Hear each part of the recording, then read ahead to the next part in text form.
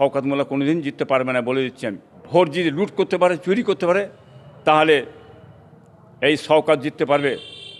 অমিত শাহ তো দাদু, এমনিতেই নওশাদের দাদু, আব্বাসের দাদু। ফুরফুরা পীর সাহেবকে বলেছে অমিত শাহ হচ্ছে দাদা। গুন্ডা ক্রিমিনালকে ভোট দিয়ে আপনারা ভাঙড়টাকে যেন নষ্ট পথে, ধ্বংস পথে নিয়ে যাবেন না। আগামীতে এই ধরনের মানুষকে রাজ্য সরকার দাঁড় করাচ্ছে কেন? যাতে ভাঙড়ের উপরে অত্যাচারের বেশি হয়, প্রেরণ দামন কী বলেন অত্যাচার বেশি হয়।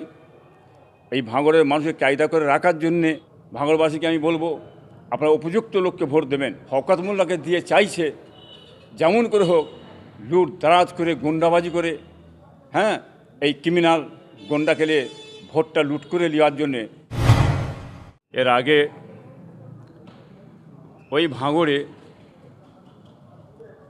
কতগুলি মার্ডার হয়ে গেল,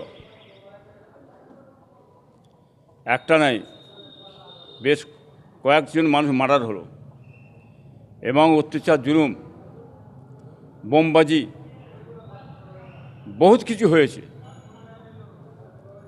তারপরে সেই জায়গাতে একে নিয়ে পীর সাহেবদের দুর্নাম বদনাম বিভিন্ন বিষয়ে হ্যাঁ করেছে, এবং ফুরফুরা পীর সাহেবকে বলেছে অমিত শাহ হচ্ছে দাদা, এটা বলেছে আপনার শওকত মোল্লা বলেছে আমার ভাইপোকে। তাহলে এই ধরনের কথাবার্তা, বেঈমানি কথাবার্তা, কুফরি কথাবার্তা বহুত কিছু বলেছে, এবং তার দ্বারাই প্রচণ্ড ক্ষতি হয়েছে ভাঙড়ের মানুষের। আগামীতে এই ধরনের মানুষকে রাজ্য সরকার দাঁড় করাচ্ছে কেন? আরও সামনে আগামীতে যাতে ভাঙড়ের উপরে অত্যাচার বেশি হয়, প্রেরণ দামন কী বলেন অত্যাচার বেশি হয়, এই ভাঙড়ের মানুষকে কায়দা করে রাখার জন্যে হ্যাঁ অনেকগুলো আপনার মানে পুলিশ ফাঁড়িও করে দিয়েছে, এটাও জানেন।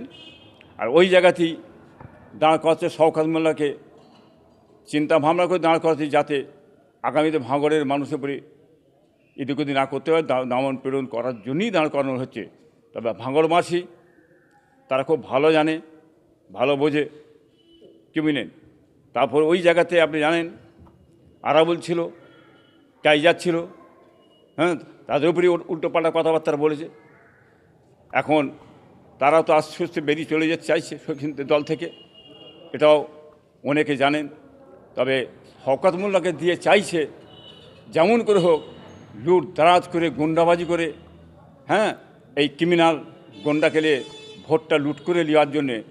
তবে বাংলার মানুষকে বলবো, আপনার দেশকে ঠান্ডা রাখবেন, ভাঙড়বাসী আপনারা ঠান্ডা থাকেন, শান্তি পান। ভাঙড়বাসীকে আমি বলবো, আপনারা উপযুক্ত লোককে ভোট দেবেন। অনুপযুক্ত লোক, গুন্ডা ক্রিমিনালকে ভোট দিয়ে আপনারা ভাঙড়টাকে যেন নষ্ট পথে, ধ্বংস পথে নিয়ে যাবেন না। এই কথা আমি ভাঙড়বাসী সকলকে আমি এই কথা বলতে চাই। জিতবার কোনো রাস্তা নেই, একটাই জিতবার রাস্তা আছে। এখনও বলছি, আগেও বলেছি, মমতা ব্যানার্জি, পুলিশ প্রশাসন এবং সামনে তৃণমূলের গুন্ডা কি বলেন এবং তোলাবাজি যারা থাকবে, আর প্রশাসন গার্ড করে ভোট যদি লুট করতে পারে, চুরি করতে পারে, তাহলে এই শওকত জিততে পারবে। তার আগে শওকত মোল্লা কোনোদিন জিততে পারবে না বলে দিচ্ছি আমি।